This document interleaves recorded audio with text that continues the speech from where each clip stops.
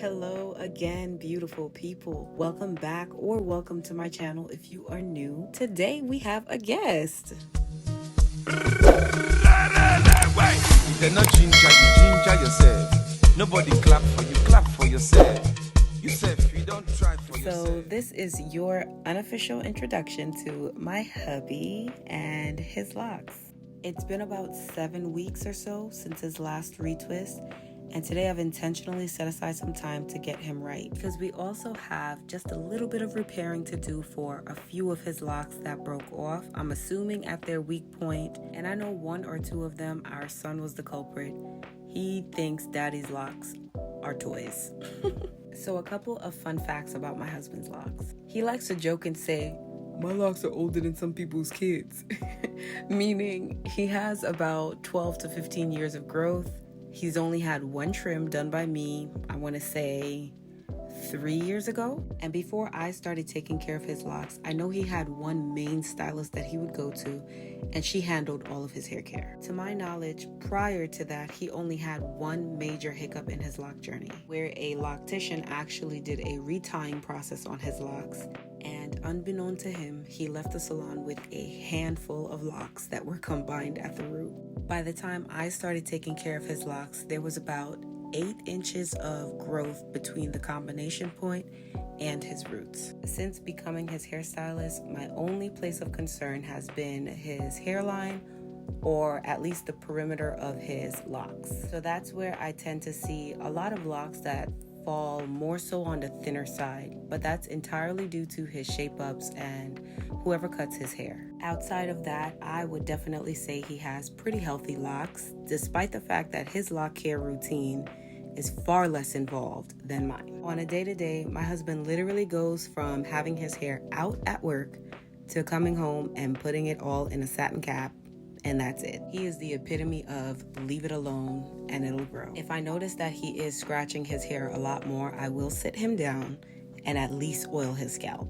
But that's pretty much it. And with growth like this, I really can't even say nothing about it.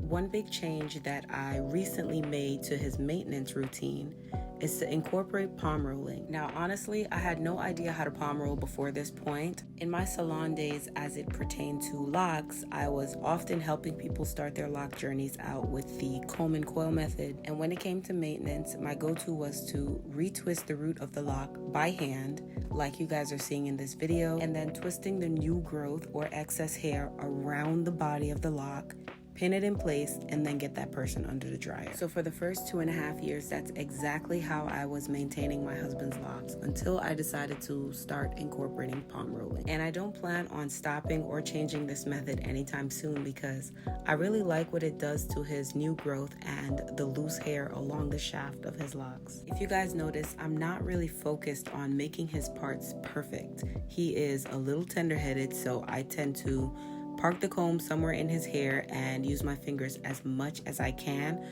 just to spare him the discomfort. And that was one of my favorite parts about being a hairstylist. I really tried to cater to the needs of my clients as much as I could because I wanted them to feel heard, I wanted them to feel comfortable, and I wanted them to be relaxed. If they're relaxed, I can work more quickly and efficiently. It's a win-win if you ask me.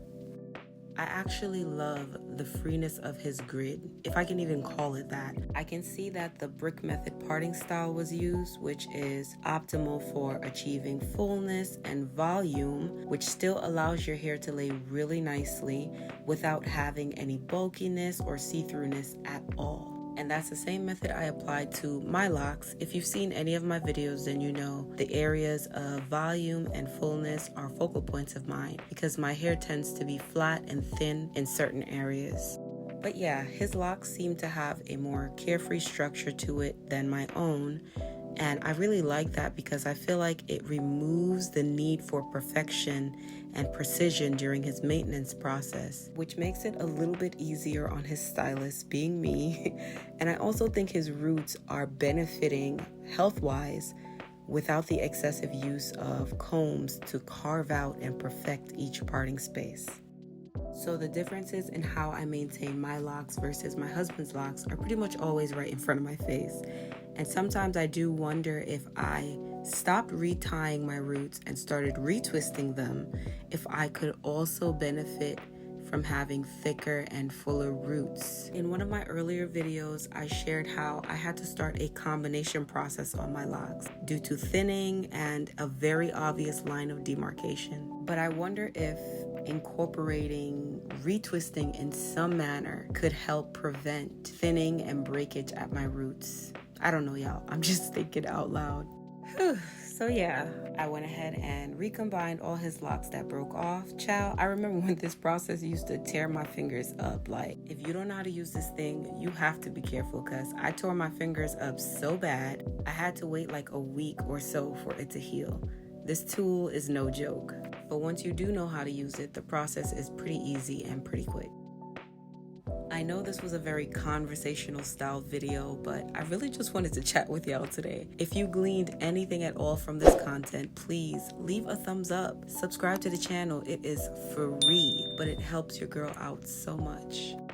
So here we are, the final lock. Child, I gotta be bending down to twist the ends of this man's locks, and he refuses to get a trim. And last, but certainly not least, some scalp care. A major key to healthy hair is a healthy scalp. Thank you so much for watching. If you enjoyed this video at all, please leave me a big thumbs up and feel free to leave your questions, comments, concerns down below. See you in the next one.